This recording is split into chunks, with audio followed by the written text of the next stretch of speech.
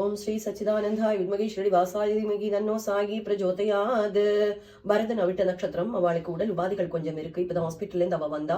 அவ பரிபூர்ணமா குணமாகி ஆயுள் ஆரோக்கியத்தோட சகல சௌபாகியத்தோட வாழணுங்கிறது அவ வீட்டாரோட கோரிக்கை. சூரிய தேவ் அஸ்த நட்சத்திரம். அந்த குழந்தை சீக்கிரமா பேசணும் அப்படிங்கறது அவ பெற்றோரோட கோரிக்கை.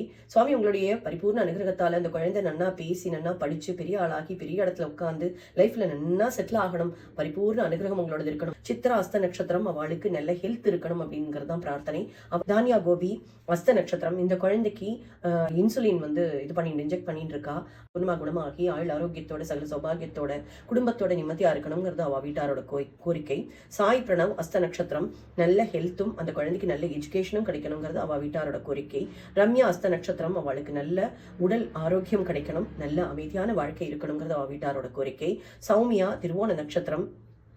யூஎஸ் விசாக்காக வெயிட் பண்ணிட்டு இருக்கா சுவாமி 9 மாசமா. அதுல இருந்து சீக்கிரமா அவளுக்கு அந்த விசா கிடைச்சு அங்க போய் அவ பரிபூர்ணமா செட்டில் ஆகி சகல சௌபாகியத்தோட வாழணுங்கிறது அவளோட கோரிக்கை.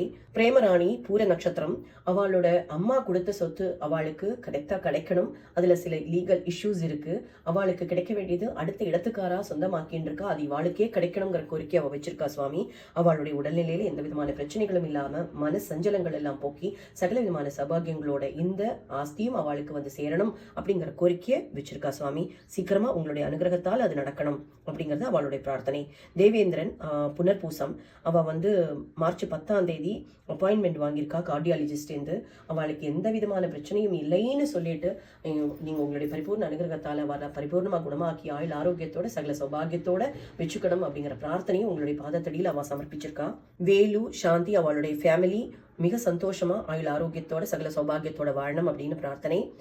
சுந்தரவரதன் முத்து ஜெயந்தி சக்தி ஸ்ரீ வாளுக்கெல்லாம் கொஞ்சம் ஹார்ட் ப்ராப்ளம் இருக்கு. அவ அதுல இருந்து வெளியில பரமசுகத்தோட வாழணுங்கிறது அவளுடைய கோரிக்கை.